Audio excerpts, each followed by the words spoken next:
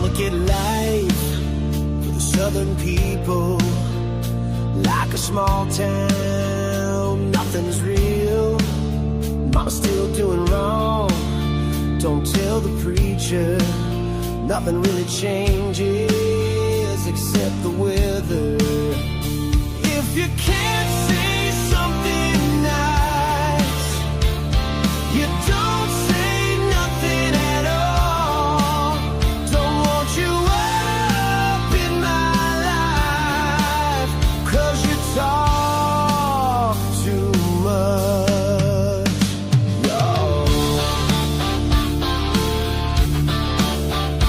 I could leave it all, I'm feeling low. Find myself on a brand new road. If you can't say something nice, you don't say nothing at all. Don't want you up in my life, 'cause you talk too much, y'all.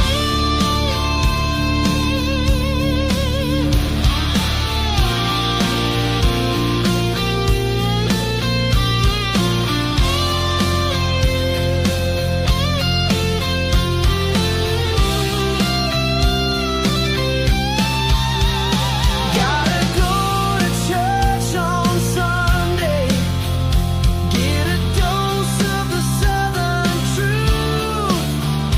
Grandma's house is just down the way, and she's missing you.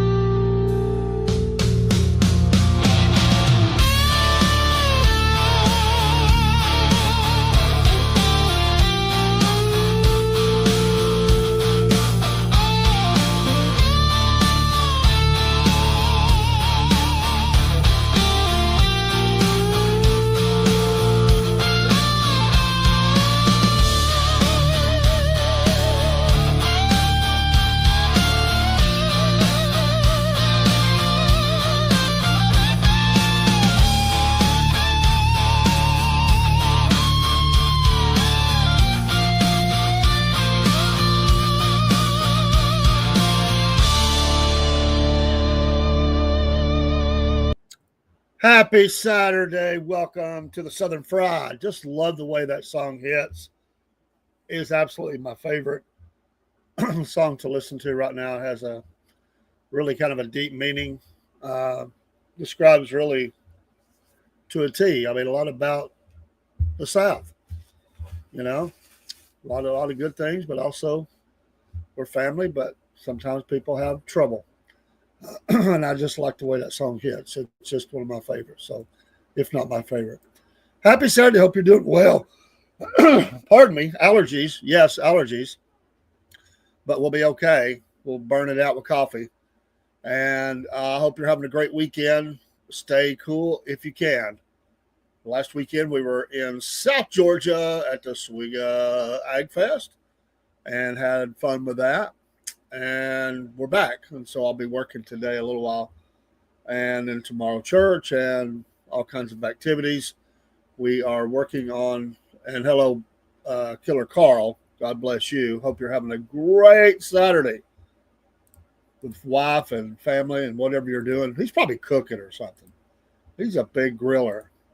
I need to watch some of his grilling shows and learn some of his tips of the trade. I've grilled a lot, but some of these folks they're way out of my league. They're just way out of my league. They're awesome. And I learn from them. And I don't do as much grilling as I used to, but I did enjoy it. I grill for my family. I don't do any professional nothing. Good morning, Jerry Barrett. How are you doing? Oh, I am so sorry that you had a nephew pass away up in Tennessee. 32 years old. Funeral Monday. Man, prayers for y'all.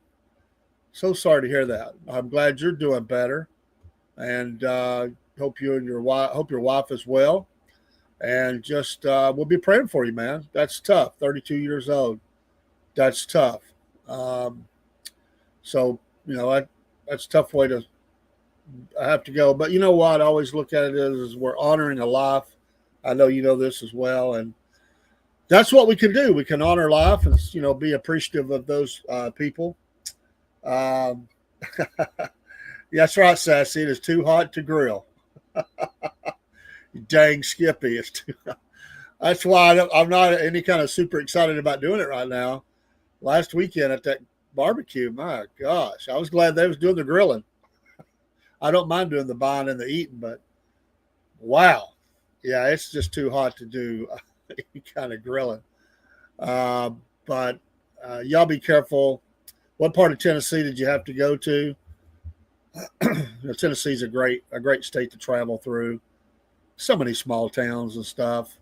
I don't really care for the big cities very much. There's a few things in the big city that I like, but mainly I just like the good small towns and stuff that you go through in Tennessee. And there's a lot of land, They got a lot of room to grow. But top to bottom, east to west, good state. No tax, no state tax. So that's a benefit. It's one of the what is it? 5 states that has. Yeah, it was hot.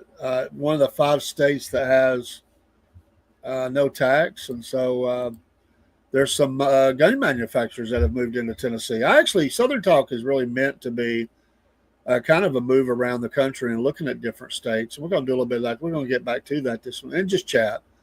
I don't have any direction to go. But I was looking at Kentucky. I just kind of follow my heart. And I look for local stories that may or may not, make the national news. And, because Southern Talk is really just, it could be anywhere. It could be New York, but it's that Southern state of mind and just small town America, and just looking for stories that are of interest.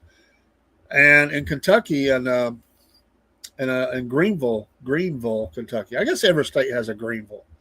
I mean, I think every state that I've been to has a Greenville. It's just one of those names that sort of, it's like Athens. I think there's an Athens everywhere, Anyway, a sad story there. A Tri-State Air Force member died this past week in an off-duty incident. 21 years old, Braden Levon. He was stationed at the Warren Air Force Base in Wyoming, so this is maybe where he was from. But he was killed in a firearm discharge, what they're calling it, quote unquote. It's under investigation, so that can mean a lot of things. But very difficult. He was his former basketball coach was because he's from Greenville. Remembered him as a championship athlete and all-around great friend. Braden was a guy that was a leader of the team for sure and was just an exceptional player, great teammate, and really great guy to coach. He said he was coaching Braden was a joy. He was a guy that would do whatever you asked. He was such a selfless kid. It didn't matter. I could ask Braden to do just about anything for our team, and it was always yes, sir, and the job would get done. The current head coach at the middle school said that he is the same age as my son. They grew up together, so Braden has been part of my family for the last 15, 16 years. There's not a time I don't remember Braden not being with that core group of boys that grew up together. And so pray for the entire community. I don't know what happened here. That could mean, like I said, I'm not gonna theorize because that could mean different things.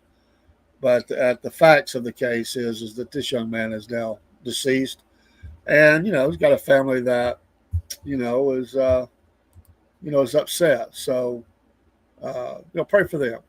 That's tough. That's really, really tough. For a community especially. Very young. It reminds me of my best friend. We were both 21 when he was murdered.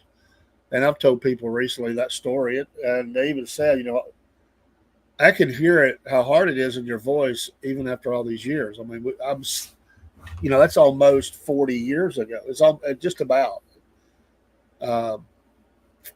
Next year, it'll be 40 years. And, I remember it like it's yesterday. And so pray for this, these folks here in Greenville, Kentucky. Shout out to you folks. And, that's tough. It's tough to, you're searching for answers.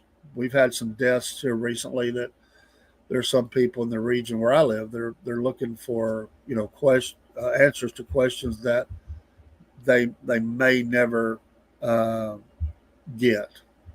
And so, pray for them. That family especially. So that's just very, very tough. So the Greenville, I preached at a church in Greenville, Alabama one time. So I don't know if I've ever been in Greenville, Kentucky. I really don't. Really, really don't.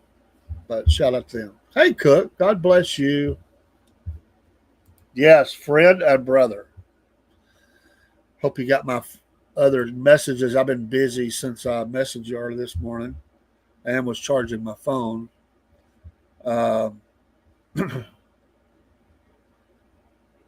Here's a story that pops up. And yes, I was serious, Brother Cook. In Tennessee, to some Tennessee news, a Franklin man, that's a very historic area, Franklin, not far there out of Nashville, Williamson County. Check this out. He's accused of stealing millions of dollars in cryptocurrency and hundreds of thousands of dollars in cash from his ex-girlfriend, the widow of country music legend George Jones. An attorney for Nancy Jones confirmed to News 2 she's the victim. Kirk West, what a scumbag, 58, was taken into custody at Nashville International Airport on Thursday, less than 24 hours after the Franklin Police Department started its investigation. According to an affidavit, Nancy Jones filed a theft report on Wednesday, July 23rd, saying West stole approximately $400,000 in cash.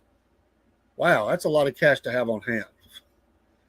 And, of course, there's ways he could have manipulated that, I guess. And a Ledger cryptocurrency wallet from two safes inside her home in Franklin on June 26th. Per the court document, Nancy Jones called her granddaughter on June 26th and asked her to secure her jewelry and cash from the safe after she suspected West, her longtime romantic partner, was cheating on her. The granddaughter discovered the $400,000 in cash was missing from the safe, along with the Ledger wallet, which contained approximately 5.5 and change million units of the digital currency XRP based on the affidavit. Since each token was reportedly valued at approximately $2.10 on the date of the theft, that was $11,622,044.70 worth of crypto at the time. The total value of that stolen crypto has increased now to $17,045,665.56. Wow. As of Friday, July 25th. They said he was the only person besides Nancy Jones who has the private key, essentially a PIN code, to access the wallet. With the help of attorneys, Nancy Jones was able to recover approximately 5,051,102 XRP, but still lost out on 483,205 XRP. As of this publication, lost cryptocurrency is worth 1.5 million. According to the court document, Nancy Jones said she kicked West out of the home on June 28th. West allegedly called Nancy Jones and told her he would send $5 million of the crypto funds back to her bank account, saying that was all she would get. Authorities said West was charged with theft of over $250,000. His bond was set at $1 million ahead of his October 23rd court date. They obtained a copy of their restraining order against West and the accompanying affidavit. She was married to George Jones from 1983 until he died in 2013. After she listed a home for sale, primarily in an attempt to consolidate and manage her assets and inheritance, in August 2013, Nancy Jones met West when he toured the residence, allegedly representing himself as an interested in buying the home along with a group of investors. Per the court documents, Nancy Jones later learned that this was West's modus operandi to meet wealthy, potentially vulnerable women. God, you just got to There's so many dogs out there. I mean, just dogs.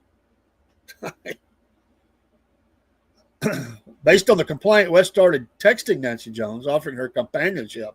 Oh, yeah. And guidance. That's the key word, right? You need somebody to help you. You need a companion. I can be that guy. Good grief. You know what? It just ticks me off to see scum like this out there operating. And it doesn't matter if it's a man or a woman. It's just scum. After his death, through their interactions, the country music star's widow reportedly learned West was not interested in buying a residence. Duh. Effectively penniless. Duh. And didn't have his own home. In light of their friendship, Nancy Jones allowed West to move into a separate upstairs wing of her residence. Big mistake. Before they began a romantic relationship in October of that year. So it took him 1 month. Oh gosh, it didn't take him long.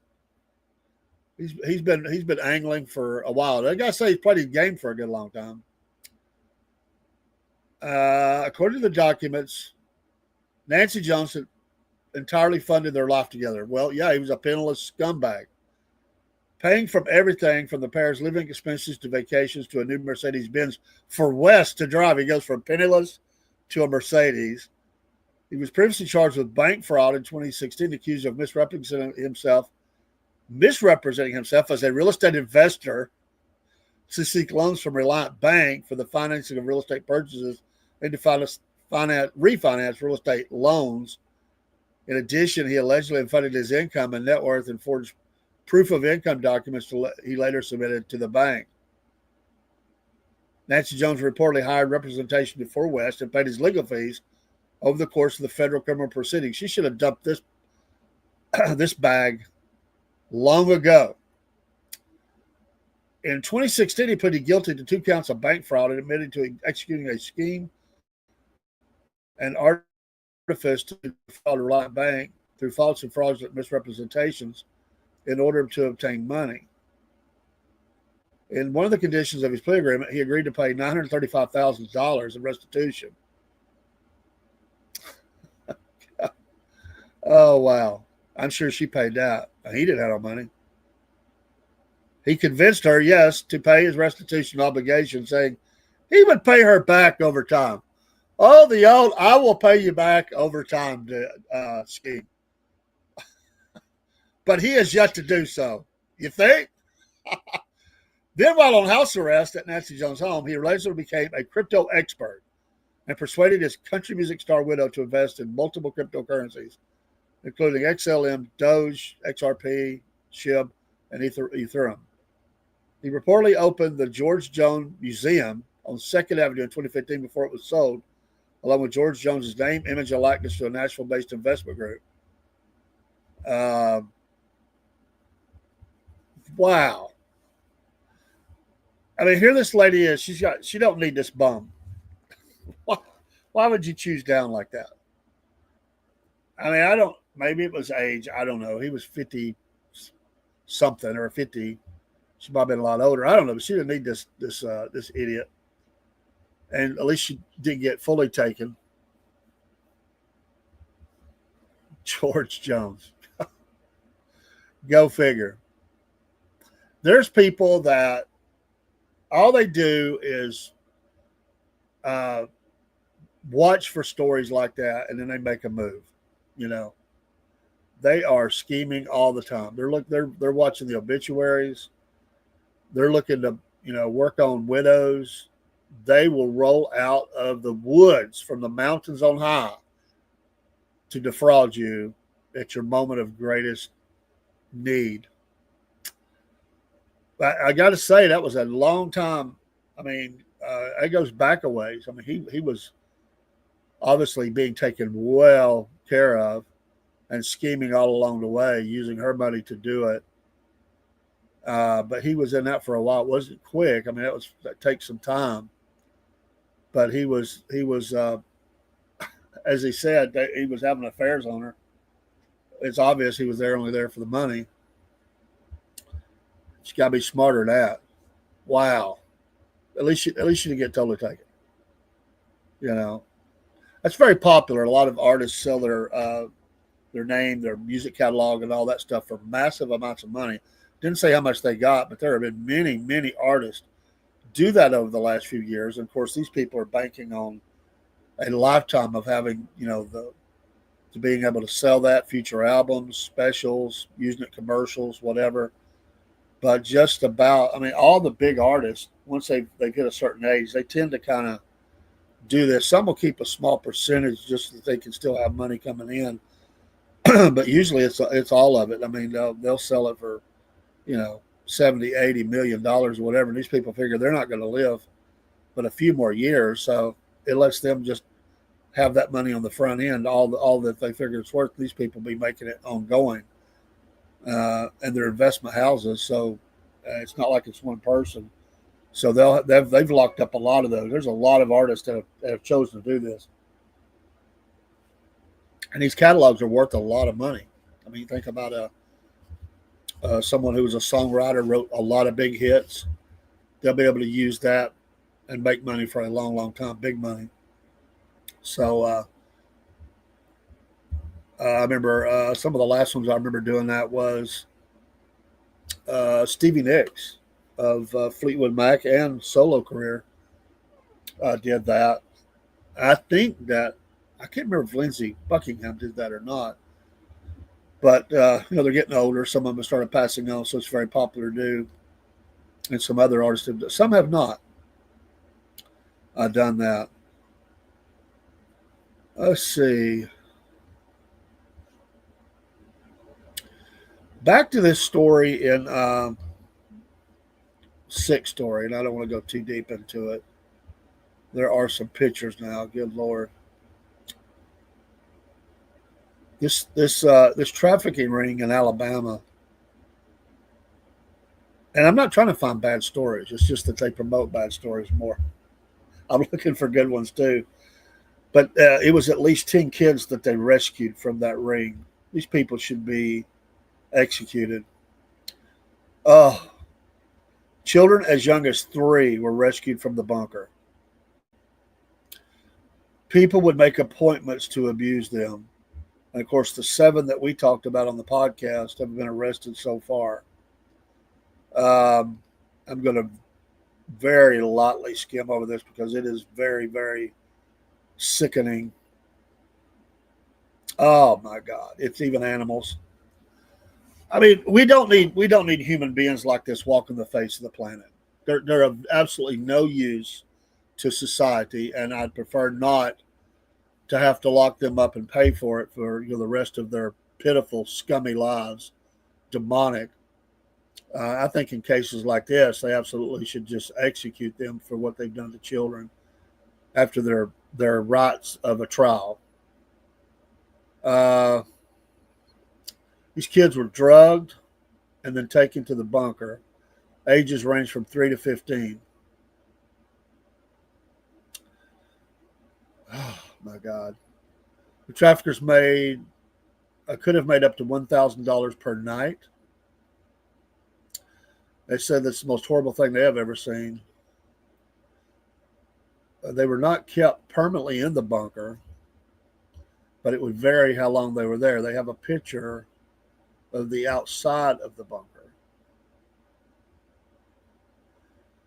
The sheriff there, Jody Wade of Bibb County, says, quote, "I know God's forgiveness is boundless, but if there was a limit to it, I think we reached it."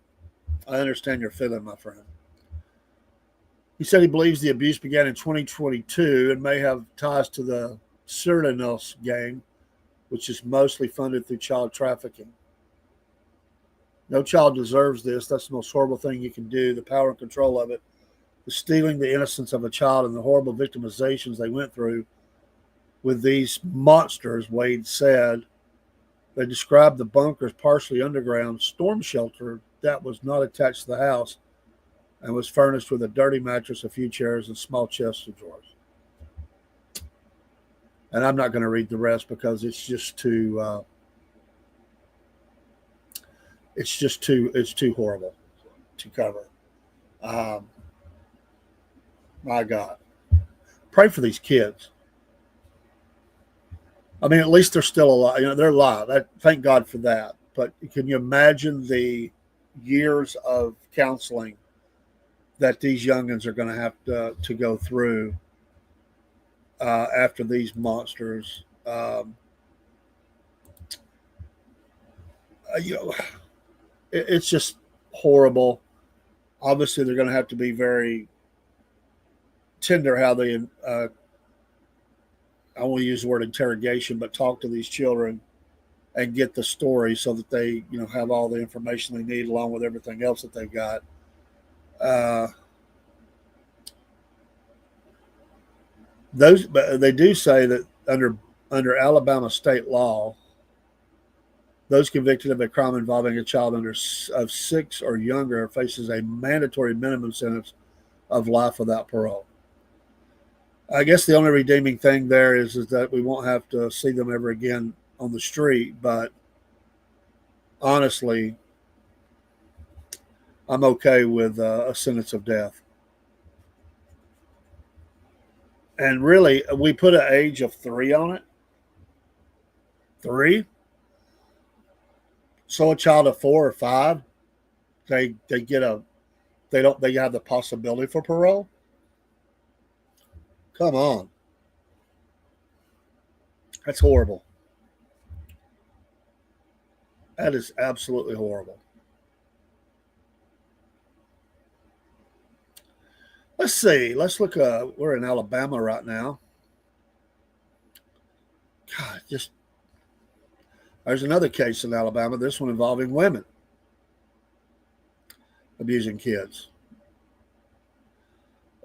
Let's look for something else. But if you want to see it, AL.com.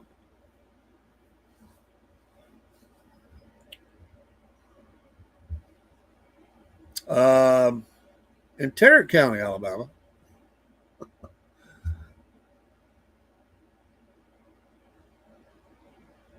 there's a short article here. Long-held personal and political animosity between a Birmingham area mayor and his most visible critic will not be settled at a local restaurant lunch table after all. Plans for a live-streamed lunch summit, sounds like Obama's beer summit, right? A live-streamed lunch summit between Tarrant Mayor Wayman Newton and activist Chuck Winborn are off just days after the meeting was proposed. It would be the first time the longtime rivals ever sat down at a table rather than sparring in the council chamber. However, Winborn now says he will not meet with Newton. I've had no less than 15 people contact me, some I didn't even know, who told me not to do it. Winborn told AL.com, there is nothing he can say to change my mind, and I'm sure I'm not going to change his. That's not the point. Can't we just get to a respect factor? That's really the sad part here. He initially agreed to the lunch with Newton's condition that it be live streamed, which that's a mistake. We don't need the live stream. On social media, and Winborn's stipulation that a third-party witness also be present. I have no problem with a third party. Keeps things level. Let's keep the social media part out of it.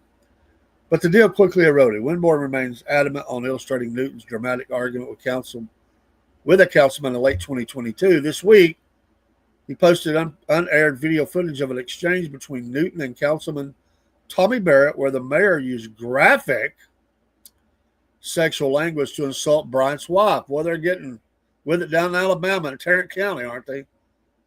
That video exchange occurred just before another showdown between the two men outside City Hall that ended with Bryant slugging the mayor. Hello, Dean Potts. It sounds like something out of the Old West. Oh. Bryant was later cleared of the assault charge. Ow. On the other side, Newton told AL.com that his lunch invitation was a sincere offer, even if he was skeptical that it would occur. I extended the invitation to Mr. Winborn in good faith with the hope of modeling something different for the city of Tarrant. That was that even in sharp disagreement, civility and honest conversations are still possible. This was never about political points, no matter what some may claim. It was about showing that real leadership means reaching across the aisle, even when you know the hand may not be taken. The town of 6,000 is bitterly divided politically. The mayor and council spar regularly, and citizens often voice their disapproval during council meetings. The mayor has called Winborn a racist, while Winborn has described the mayor as disrespectful and vindictive. Attorney Scott Morrow, who represents Winborn and several other critics of the mayor, noted that Winborn is still a party in a lawsuit that seeks to impeach Newton, so he should not meet with him. Chuck Winborn, in his zeal to do what is best for the city of Tarrant, had a lapse in judgment in agreeing to meet with Mayor Newton for lunch. Nothing good can come out of a meeting with an antagonistic narcissist who has a pattern and practice of fabrication, as such as his attorney. I have instructed him not to do so. Elections are August 26th. Oh, my goodness. Wow.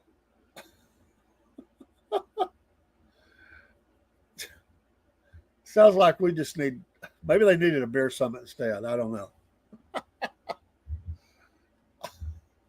I tell you, it's nothing like small town politics. You think national is something? They ain't got jack. They ain't got jack on small town. Small towns, they just go at it. It's been calm around here for the last few years, but I used to watch the accountants meeting just for the firework. I swear it. I'm just outside the city. I'm talking about the city. There's been a few times the county has, but I'm literally 2 minutes from. Yes, Dean, there are crazy people in this world.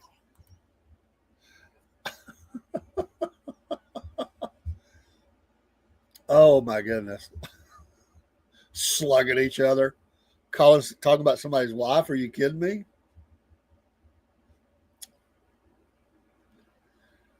Oh, this news probably made the national, but still, DHS has begun flying migrants out of Florida's Alligator Alcatraz, DeSantis announces. I'm pleased to report that these flights out of Alligator Alcatraz, I'm glad they call it that even he says that. By DHS have begun, the cadence is increasing. We've already had a number of flights in the last few days. We've had hundreds of illegals that have been removed from here, DeSantis said Friday while speaking in South Florida. When asked about the exact number of deportations where the planes were heading to, Homeland Security Assistant Secretary Tricia McLaughlin delivered a one-line statement to Fox News. Fire up the deportation planes. Oh.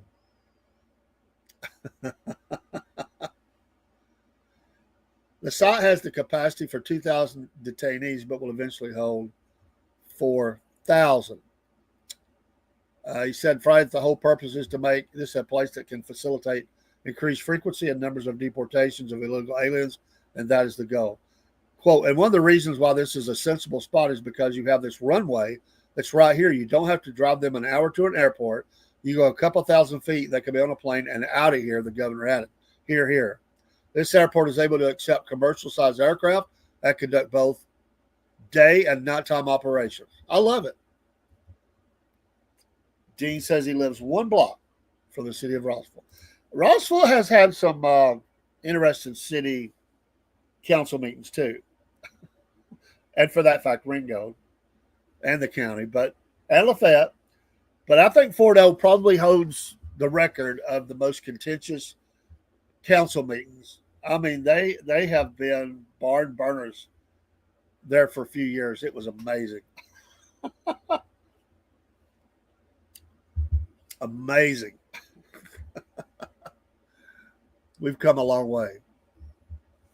Fire up the deportation planes. I love it.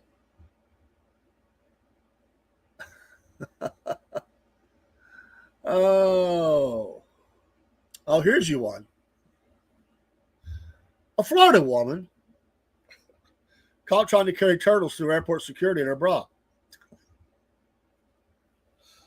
Oh, this sounds like a Cornbread Nation show.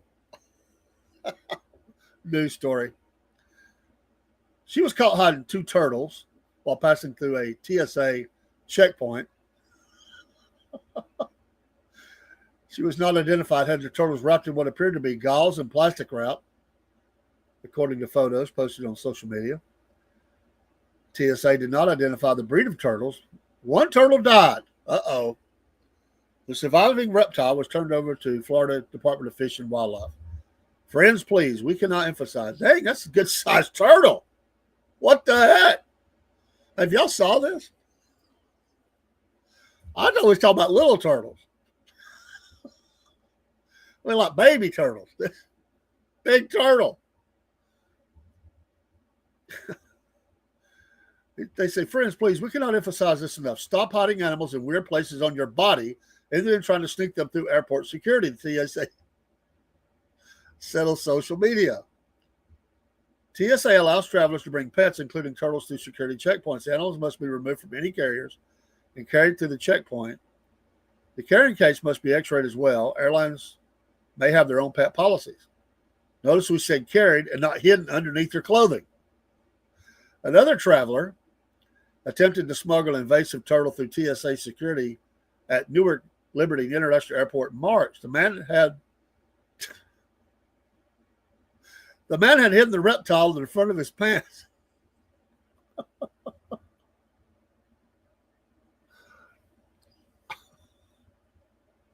You know, real life is better than fiction.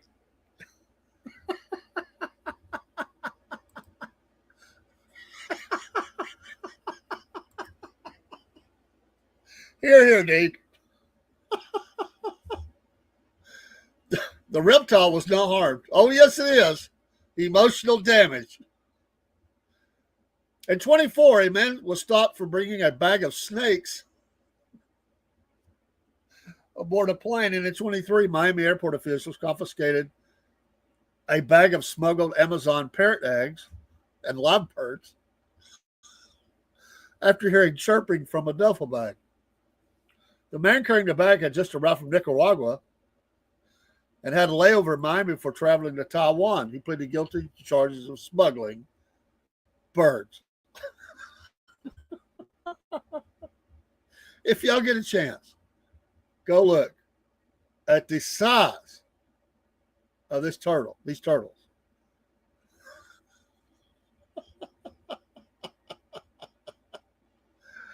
Oh my gosh. Miss Jen, would you ever try to do that? I know you love animals and all. Are you going to try to carry the turtles like that? Oh, wow.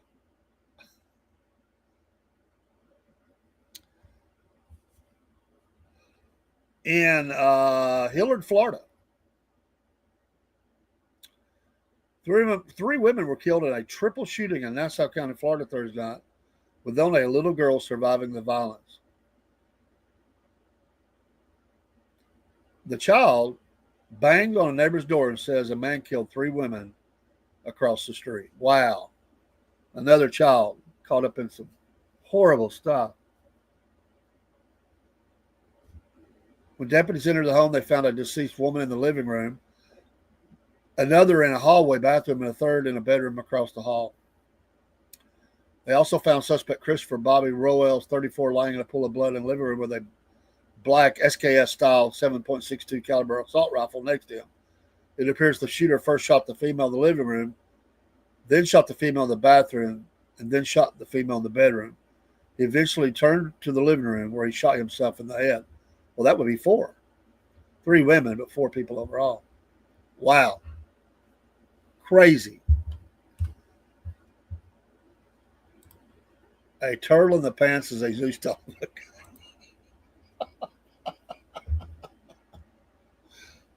I'll pass.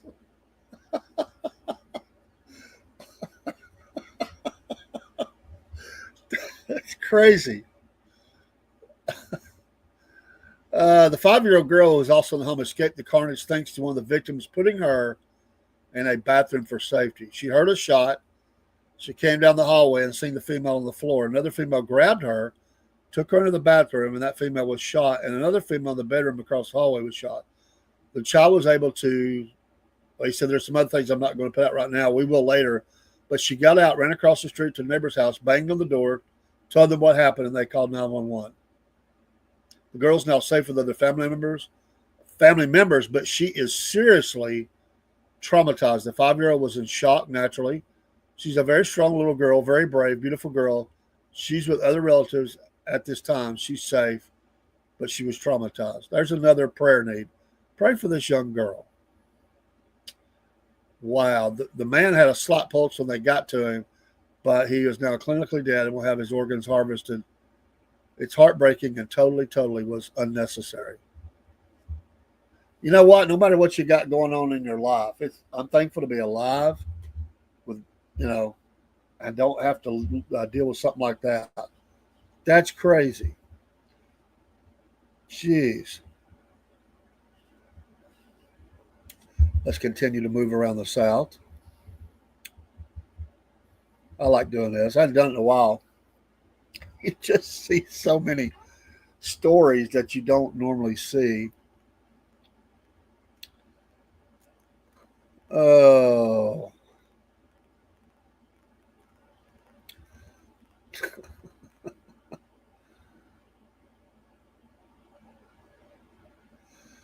Forsyth County deputies are still searching for 3 intruders who broke into the home of rapper Glorilla.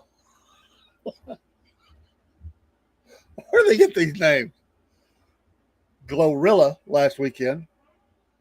But it was the rapper whose real name is Gloria Woods who ended up facing drug charges. Her attorney says the burglars likely knew Woods was at her home in the St. Marlow County Club and made their move. Arrest warrants show that when investigators searched the home, they found 2.8 pounds of marijuana and 2 jars of THC wax in the master bedroom. After the arrest, Woods posted on X calling the whole situation crazy. You think, Glorilla? Hey, it broke into my home. Long story short, my house gets home invaded, and I'm the only one that gets arrested, so that's T.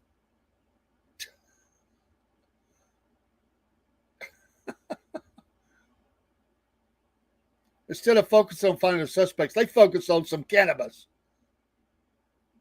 She was performing for the WNBA. Broski like that. Southern style of 2020. That's right. That's a good analogy. So, no, I wasn't busted. My house got robbed. I wasn't home. Long story short, she goes on to say on X, if I can pull that up quickly, Glorilla. I don't listen to rap. That just cracks me up. Well, it kind of froze. There it goes. Let's see if we can finish that quote. Don't have the best Wi-Fi today. Anyway. Oh, wow. Her ex is wild. We'll just leave that right. Wow. Anyway, you know what? You never know what's going to happen. So many people just don't understand that.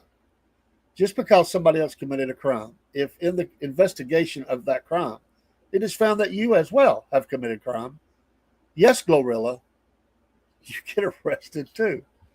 You get in trouble. That's just the way it works.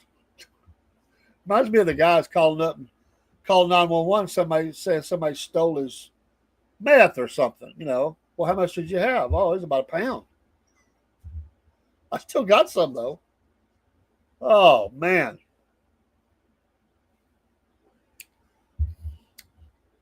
People making all this money and they don't have any good sense. Oh Lord. There's a lawsuit been filed in Philadelphia. A Philadelphia family is suing 2 rural funeral homes after discovering their deceased son's brain sealed in a cardboard box among his personal belongings. Lawrence and Abby Butler filed the lawsuit after the remains of their son, Timothy Garlington, were mishandled following his death in November 2023. The Butlers had hired Southern Cremations and Funerals in Cheatham Hill and Marriott to prepare his body and transport it to Nick's Funeral Homes in Philadelphia. Days later, The couple visited the Philadelphia funeral home to retrieve their son's belongings. Among them was a sealed red cardboard box. The lawsuit states the Butlers transported the box in their car for days before noticing the odor and leaking fluid. It was only after contacting the Georgia funeral home that they learned it contained their son's brain. Oh my gosh. Wow. After a few days, the box started smelling like what they said death. And when they grabbed the box, it was covered in a fluid that got all over them, and they took it in the home and put it on the back porch. Not knowing what it was, they inquired with Southern Cremations in Georgia, and they were informed that it was their son's brain. That's a why. There's a picture of the box. You want to see that's Fox 5 in Atlanta. Give them full credit. Julian Nix, owner of Nix and Nix Funeral Home, said by phone Friday that his business was not responsible for the incident. Any body part should be in the body. I don't understand why they would send his brains in a box, a regular box. He added that his funeral home immediately alerted state officials after making the discovery it was clear of any wrongdoing. Why is it always Georgia? My gosh. We can't get this funeral thing right. We immediately reported the state board and the medical examiner for inspection. When the state board investigated, they said that we did everything correctly. Of course, they don't want to be sued. But Southern Cremations, why would you remove the brain? Hello, Anthony. That don't make sense to me. Why would you remove the brain? They show his military picture. I don't remember if it said how he died. But, people die, and you have to get, sometimes them transported back home. And I don't know if I've ever heard of anything like that. Unless there was it didn't say anything about a state required autopsy. He was a young person, so I'm not really sure why they would have done that. That's horrible. Can you imagine? That's your kid's brain in a box, and it starts smelling. It's getting all over you. Anthony says, my uncle is a neurosurgeon. I asked him about that, and he says the reason why they removed the brain is because it's still viable.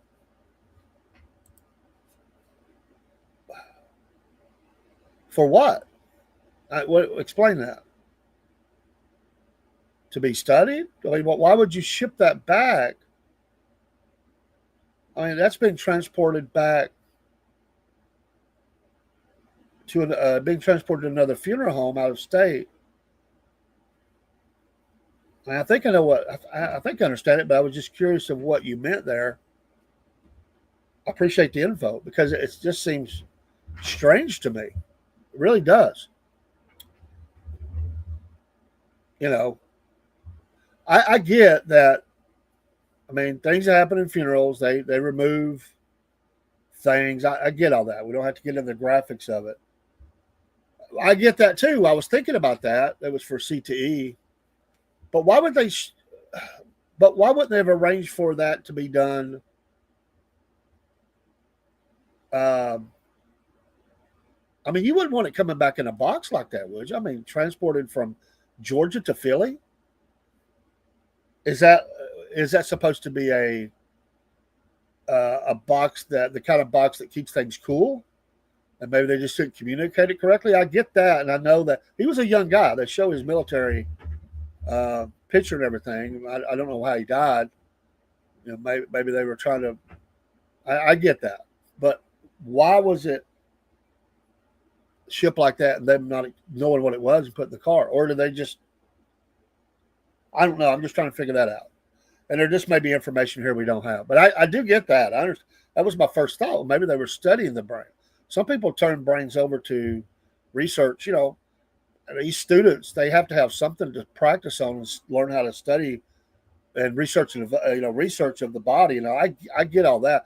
And in Tennessee, there's a whole body farm up there at the University of Tennessee at Knoxville. They have recognized across the country, probably across the world, for the study of the human body. Uh, yeah, I get it. Letting it rot like copper at its highest level. How do you let that happen instead of putting it in a cooler with ice? The box, um, you can find that story at Fox 5 Atlanta.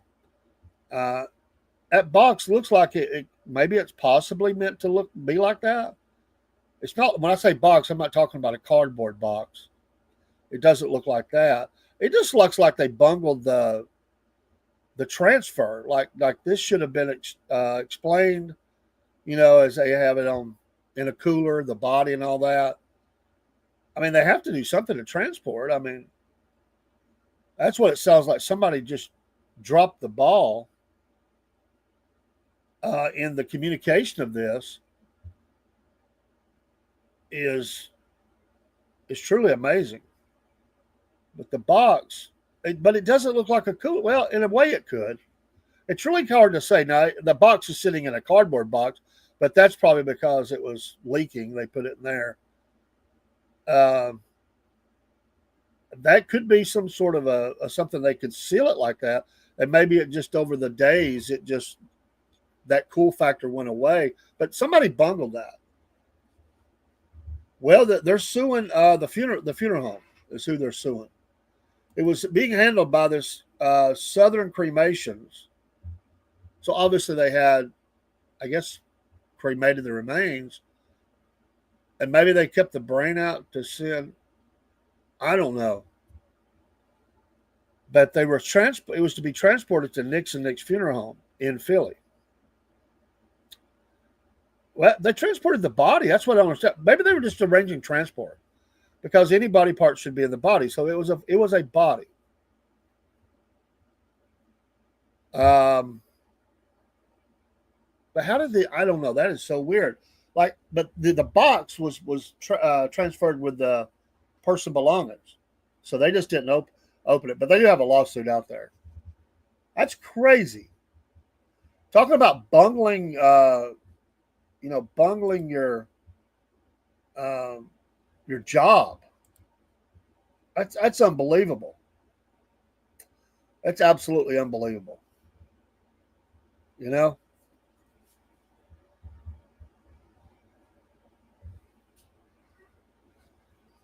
I like to, and then I know y'all probably heard about it. The 12-year-old in South Carolina who died after contracting the amoeba, the brain, that is a horrible thing. From Columbia, South Carolina.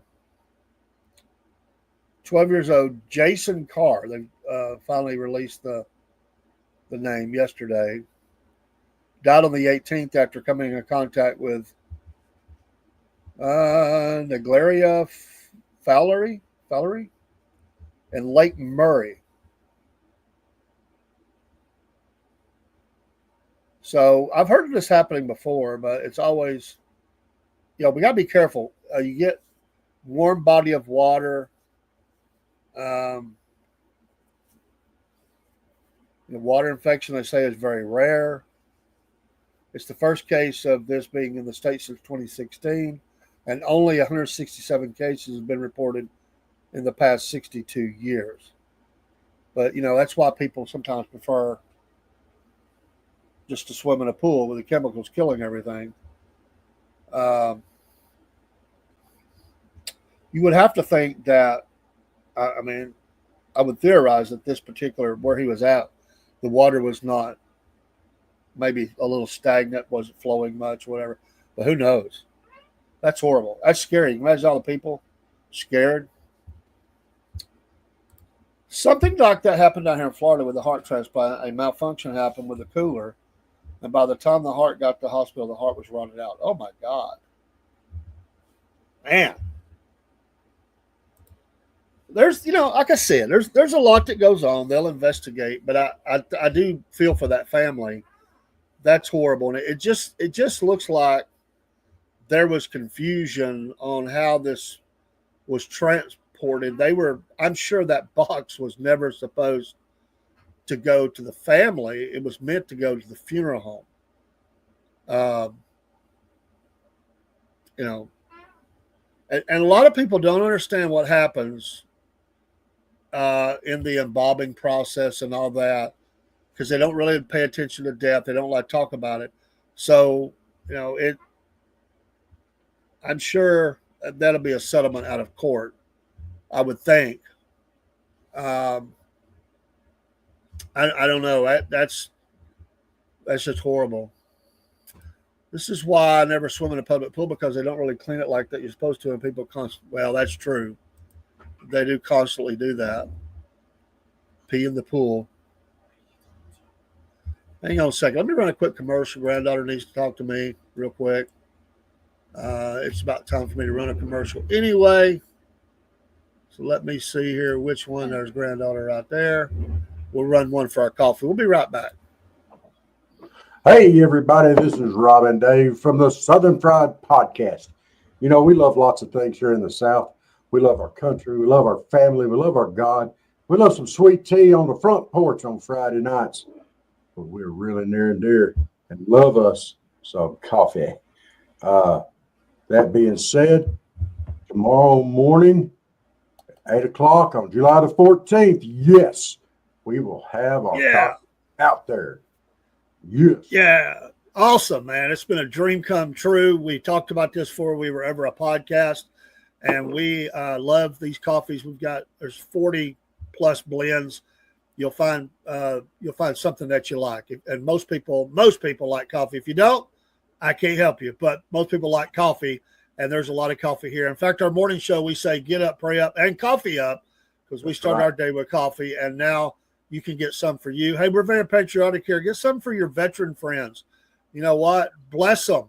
And the coffee mugs you see are representatives of logos that we've made. We've got more coming. We're going to put those on coffee mugs, and you'll see our SFP brand there, logo on each coffee. And these prices, Rob, we kept them as reasonable as we can. We cut that margin down because we know times are tough, and we want to help people and put coffee in their home and all of our listeners and followers home. And I'm proud of this. So big kickoff, Rob. Excited about it. And hey, y'all, there's no shipping cost on this either. You do not have to pay for shipping. It's already, everything's done. You just go with it. So the price the QR code works. Just scan it. And and also off of our site, our coffee store, 2 or 3 of our social sites are also linked there. And you can find some of our, if you don't know where we're located, you can find us there. And come get some coffee. We got plenty. We love our coffee. Absolutely. SFP brand, baby. And quick note, I've just started the process. I'm going to really do a lot of it tomorrow. I'm trying to understand the controls. It shouldn't be too hard to get live by Monday with the radio station, internet radio station. We will forward all this out to all of our social medias. We'll get it listed on the webpage and all that. We've got a couple other things we need updated on there anyway. But Cornbread Nation Radio is going to go live Monday at some point. It could be Monday afternoon. I'm going to try to have everything done by Sunday night for a go live of Monday morning, maybe timing it with the kickoff of the morning show Monday morning. So more news about that as we go. Thanks for everybody that's joined in. Hope you're enjoying. We got a few people in here. And again, Southern Talk, Dave in the AM, a.k.a. the Cornbread Man. And we're just tooling around, looking at some different news. It's interesting and chatting. Sometimes it's nice not to have something too heavy to talk about, but just enough that we keep moving. So, but it is a bad thought there again. They do constantly pee in the pool. Lord have mercy. Don't forget, we are brought to you by Patriot Mobile. Use the promo code Cornbread. Make the switch today. And great folks. Let's move over to North Carolina. A sad story. I tell you, they only report sad stories, but this one has an interesting twist to it. A locksmith was making house calls. I mean, you think about locksmiths, that's kind of their business. They do make house calls. They make car calls too, because you're stuck They make a lot of money doing that. That's about, what is it, $85 at least, depending on time of day. If you lock your car up and you can't get into it, I mean, they run those vans. They're kind of always out. But this locksmith was fatally shot by a homeowner. He was killed while making a house call, and the police suspect the homeowner was responsible, according to investigators in North Carolina's Oak Island. It happened just after 6 p.m. Wednesday, July 23rd at the home on 49th Street, Oak Island, police have said. A motive was not revealed. Randy Stewart was pronounced deceased at the scene. Shortly afterwards, the homeowner, 40-year-old Brian Reed Grant, was arrested. The shooting appears to have occurred during a service call to the home by Mr. Stewart's locksmith business. Stewart, 61, was the owner of Stewart Enterprises Locksmith Service in Southport, about a 12-mile drive east of Oak Island. Grant was charged with second-degree murder and was being held without bond. He is a former professional baseball player. I thought that name sounded familiar. And was drafted in 2002 by the Toronto Blue Jays and played several seasons in minor leagues. Oak Island is about a 160-mile drive southeast of Raleigh. Well, I'd be interested in seeing how this case traverses through the court system. And there are some people, even though your home is at your castle, the castle doctrine, some people misunderstand what you can do with the castle doctrine and what you cannot do.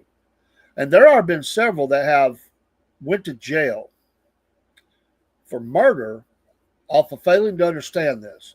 Remember the guy last year where the kids were looking for this party, and it was a car, about 4 kids, and they turned down the wrong road, got turned around, they pulled up, they realized they're in the wrong place, they were trying to turn around and get out of there, and the guy comes out shooting, claiming that he had been broke into or threatened or whatever, and so he went to jail. He'll spend the rest of his life in prison because he shot the girl. I think she was the driver, if I remember right. I'm trying to remember back. I remember her and her boyfriend was in the car, and there was a couple other people, I believe. And this guy comes out blazing away and kills the young lady. I don't know what happened here, but, if this guy's been called out to do work and this guy just comes out blazing, we need more info, but the fact that he was arrested tells me a lot.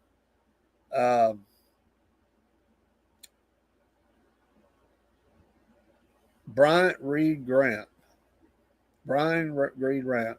He was the one arrested. He was 40. And he was the homeowner. But something weird about this. I don't know, but he was arrested. But you can't do that. Your car in Georgia is an extension of the castle doctrine. You can defend yourself. But again, there are some rules, and some people think they can do whatever they want, whenever they want, wherever they want, and they'll find out that that's not the case. And I will have to see more about this case. I hope I am able to keep up with that. I hope I'm able to keep up with that story because that has a lot of. I would like to know what led up to that. Why was this guy on a service call? Why was he shot? We just need more. We just need more information. But it's interesting. Let's see here.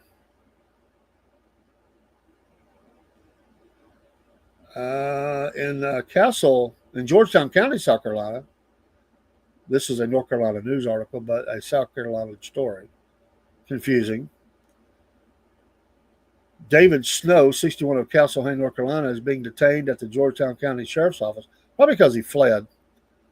The New Hanover County Sheriff's Office said Snow will be charged with murdering his wife. New Hanover deputies said they responded Thursday to a home on 3200 block of Whitewood Way in Castlehane following a request for a welfare check. When they arrived, they found Newbeck, 68, dead from what appeared to be blunt force trauma. Yeah, Snow fled the state in an attempt to evade law enforcement. They issued a warrant for his arrest. He was called when around 9:30 Thursday. A Georgetown County deputy identified and stopped his car on Ocean Highway near Vanderbilt Boulevard. He was reportedly brought into custody without incident. So he beats down the wife and then takes off.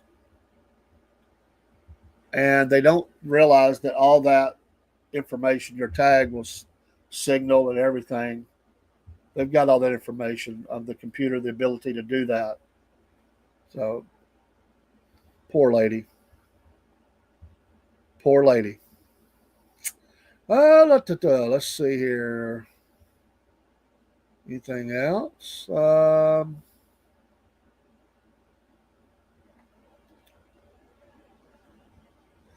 It's amazing how many times around the country houses explode. And you don't really hear about that many of them. But if you'll do a news search, it happens quite often. Here's one in North Carolina like that. Just before 11 p.m. And thankfully they weren't killed, they were hurt.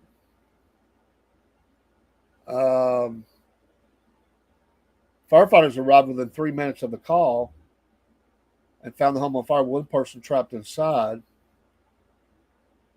They were quickly able to get the trapped person out and to extinguish the flames. Thank goodness for these firemen. 3 other people were out inside the house when it exploded, but were able to get out themselves. All 4 were taken to the hospital, one of whom had life-threatening injuries. A firefighter was also treated at the hospital for heat exhaustion. I can understand that. They are working to determine the cause. Can you imagine your neighbor's house just all of a sudden exploding? Or your house? Sometimes it's a malfunctioning gas supply, or sometimes there's other things going on too. We understand that. But can you imagine just before 11 o'clock at night, most people are in bed, and that going on in your neighborhood? Unbelievable.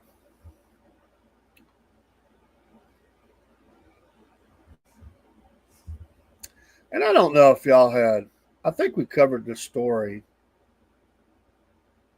Yeah, we did. I think we covered it. I remember reading about it. I think I covered it on one of my shows. It made it all the way up to North Carolina.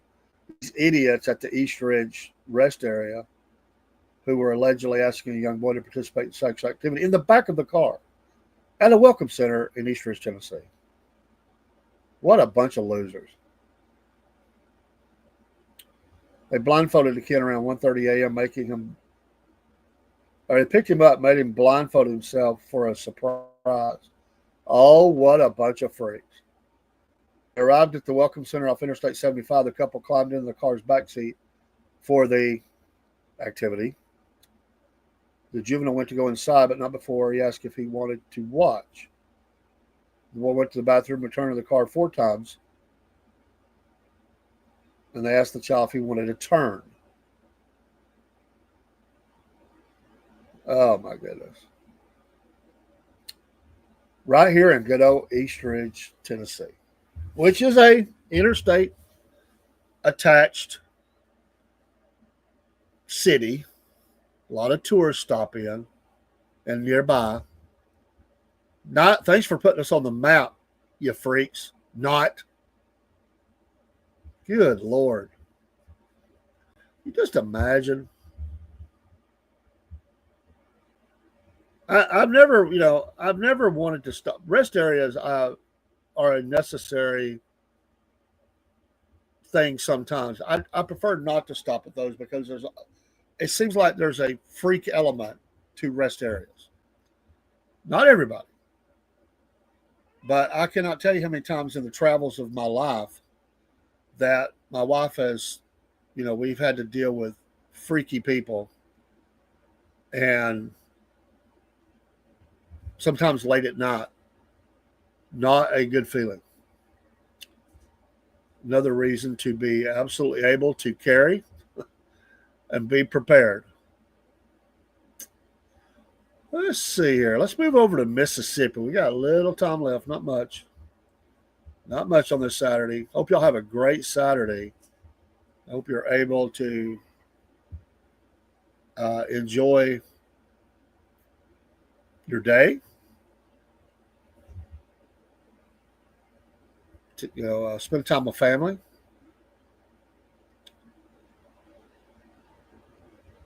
Here we go. Here's an article. Mississippi. It's funny. It's a Mississippi story, but it's in Tennessee. One Tennessee school district will no longer accept doctor's notes to excuse an absence despite objections from parents. What? How many times have we took the kiddo to the doctor and we've told the spouse or whoever, if it was us, got to make sure we got that doctor's note. Lawrence County's school system said the school is instituting the policy. Oh my God. Somebody. Really? Oh, you're going to love this remark. It's to teach students work ethic and reliability, saying that students will be expected to go to work sick or injured as adults. That's bullcrap. No, they're not. I can tell you that in our office, if somebody's sick, we don't want them at work. We tell them to stay home. Who is this loon? It's also intended to address chronic absenteeism, defined as missing 10% or more of instructional time. In 23-24, Lawrence County had a 14% rate of chronic absenteeism. With no federally mandated sick leave, many Americans go to work when sick, but public health officials advise against it.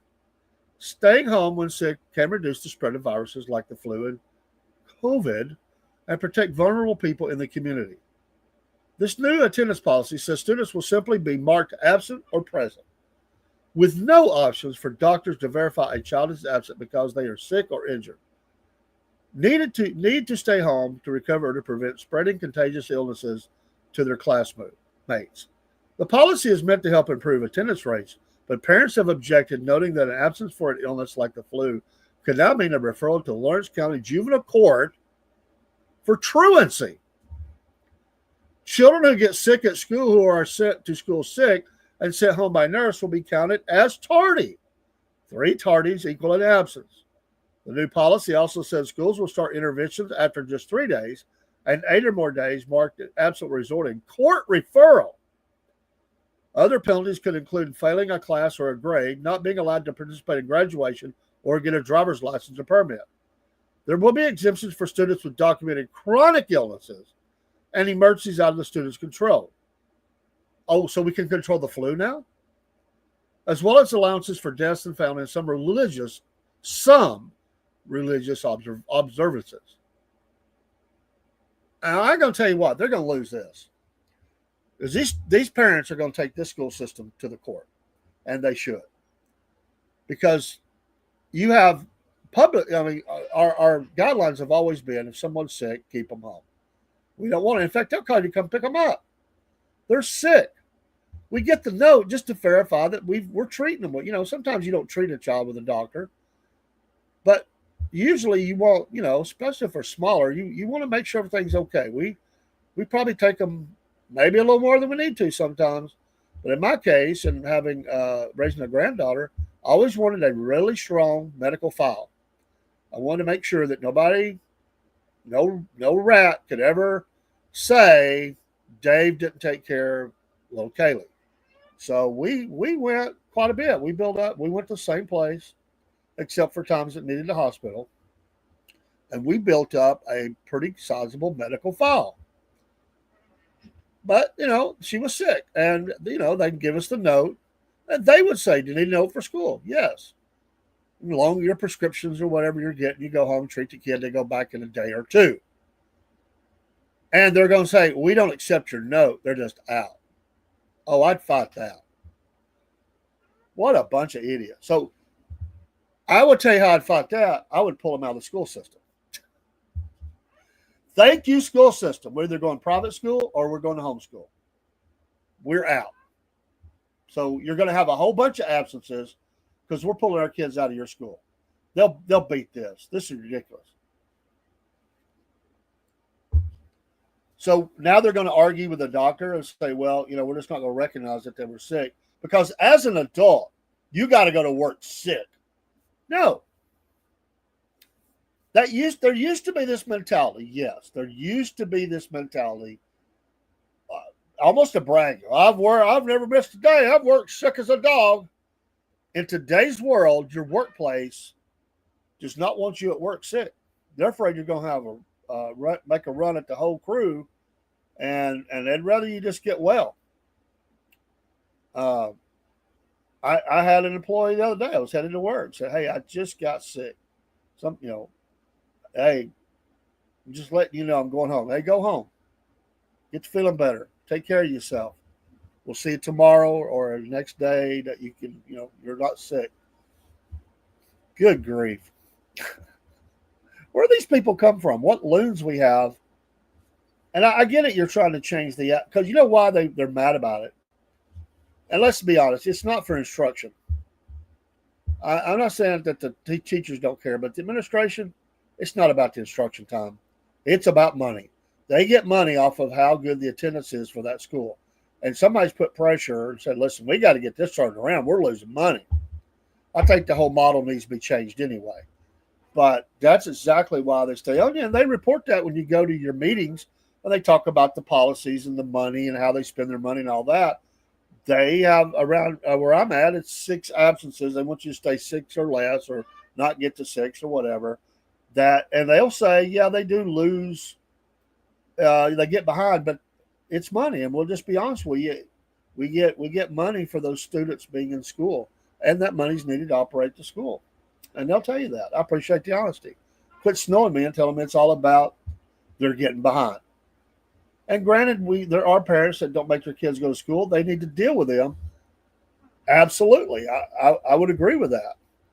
But I would not want them to take that kind of attack and say, we're not going to accept your doctor's notes. Oh, yeah, you will. Wow. Tennessee people in that county, get fired up. All right, folks, we're going to get off here. I've got to go to work for a while myself. I've enjoyed the chat. Thanks for all those who've been in here. I hope you have hung around. I can't say, don't tell me if you stay, but I hope that you at least got a few minutes of some kind of diversion. And we learned some things today. Thank you, Anthony, for the information. I did get it. It just seems like they bungled the transfer. And these poor people, pray for them. Pray for these families that lost their young ones. And this one that was involved in the shooting where all the adults were killed and is traumatized. So let's pray for these kids, pray for these people, pray for the country, pray for us. Get you some Southern Fried Coffee, switch your phone over to Patriot Mobile, get you a Rumble channel, support us that way. You can do that through joining the, becoming a full-fledged member so you can get away from them commercials and everything. Do that during one of our lives, and it'll track back to us for sure. You can help Rumble, helps us. Visit our merch store.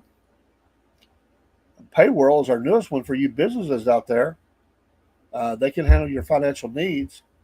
And yes, the Southern Fried will benefit off that as well. So it's a great thing. Latest and greatest Payworld. We're going to be talking a lot more about that in days ahead. It's very new, so we haven't had time to really make the push for that. Don't forget W and Mammoth Nation. These great organizations, really excited about that and all that we do. And yes, Cornbread Nation Radio, CNR, and or we could say CBNR. We'll be going live hopefully Monday. That is the goal. And all of our program will be up. You'll be hearing our own commercials, and we'll load that up right here from the computer. And you'll have, we'll give you instructions on downloading the app out of the Google Play Store if you have an Android, or Apple if you're an iPhone user. We'll have information on that to help you find that. And you can just take the Southern Fried wherever you go, not just through the other apps you use, but this one you actually pull up. Well, you'll be hearing it live. Not when will we go live? We'll have some kind of we'll be live with either recorded or live material. So I'm excited about that. And we'll load up some of our AI music and stuff that we've got. Some we've never played for you, and we're gonna put that up as well. So All right. Have a great day. God bless. Also, remember in the morning, Sunday morning in the Word, we'll be up and we'll join early and talk about the Word of God. And then tomorrow night, news desk, and any other updates. And we'll see. Maybe we'll do a couple programs. We'll see. Don't forget the race. Watch the race. Indy, Brickyard. Me and Dean will be talking about that on Thursday, I guess it will be. Thursday. And then also sports will be coming up. We'll continue our walk through the SEC and the NFL. We'll go back to the AFC this time and tackle that Kansas City division. All right. Take care. God bless. We love you all. Pray for me and Robert, our families, and they sure need it. All right, let me find my song here. I love this song. I absolutely love this song. I hope you like it as well. It really came out well. We'll start it up. Sorry. All right.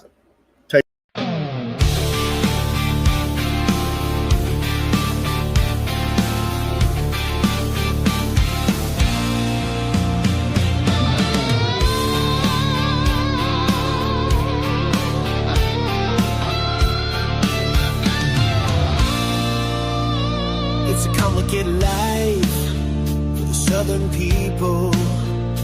Like a small town, nothing's real. Mama's still doing wrong. Don't tell the preacher. Nothing really changes except the weather. If you can't say something nice, you don't say nothing at all. Don't want you up in my life, 'cause you talk too much.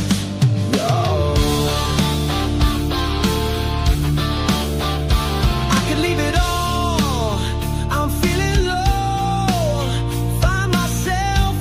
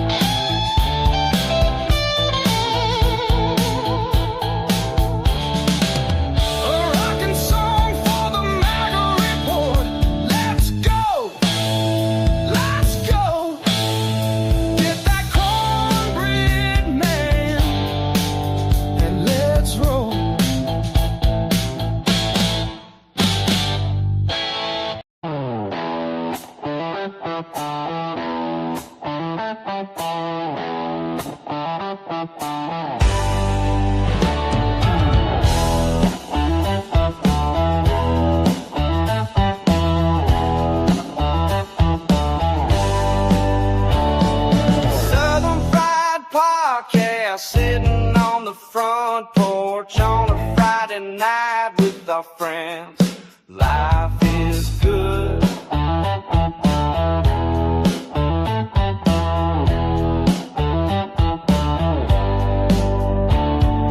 Come on by and take a chair or lean on the rail. Let's have laughter and remember fun times on the front porch.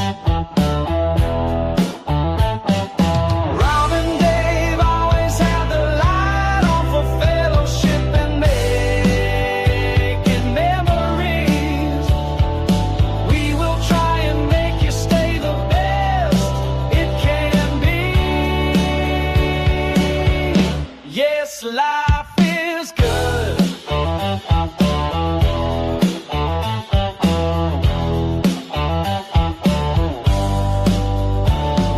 Sometimes life gets in the way. It's hard to smile on the front porch. But our friends remind us we are still here and care. Yes, life is good.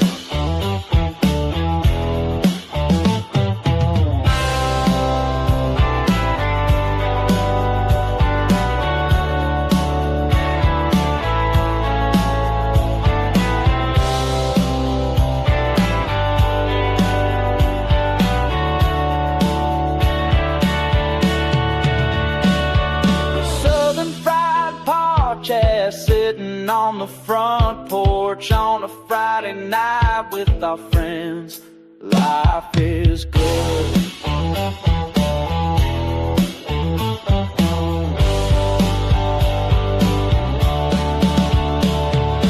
Friday night is a front porch night and all is right. Yes, life is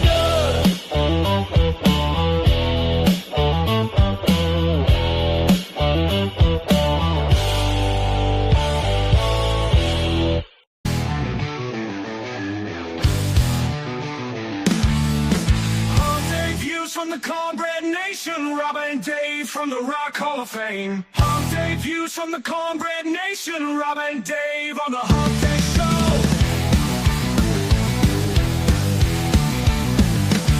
We're talking all out of the Southern Fried Nation. We're talking all out of Cornbread Nation, Rob and Dave from the Rock Hall of Fame. Rob and Dave from the Cornbread Nation. We're talking all out of Southern Fried Nation. We're talking all out of Cornbread Nation. Rob and Dave from the Rock Hall of Fame. Rob and Dave from the Cornbread Nation. We're talking all out of the Southern Fried Nation. We're talking all out of Cornbread Nation. Rob and Dave from the Rock Hall of Fame. Rob and Dave from the Cornbread Nation.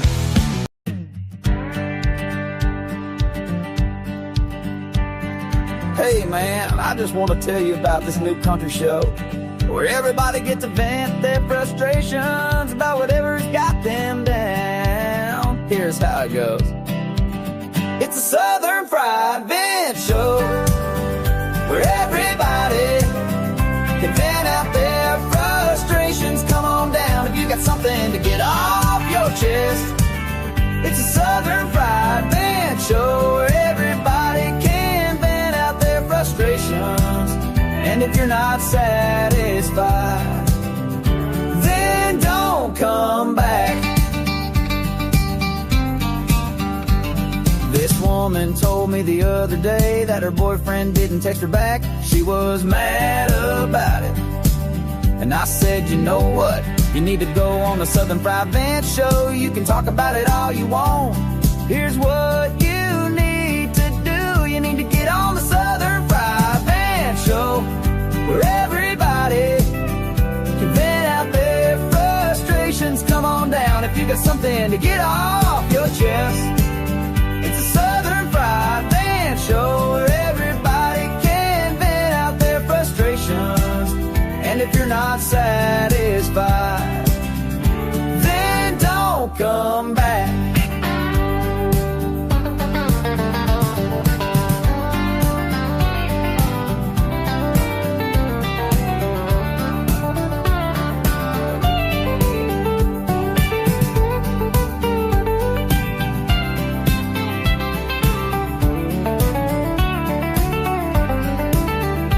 said it's just like this man told me the other day, that his neighbor had been looking at him funny and it was bothering him. I said, you know what, you need to go on the Southern Fried Band show. You can talk about it all you want. Here's what you need to do. You need to get on the Southern Fried Band show, where everybody can vent out their frustrations. Come on down if you got something to get off your chest. It's a Southern Fried Band show, where everybody can vent out their frustrations. And if you're not satisfied,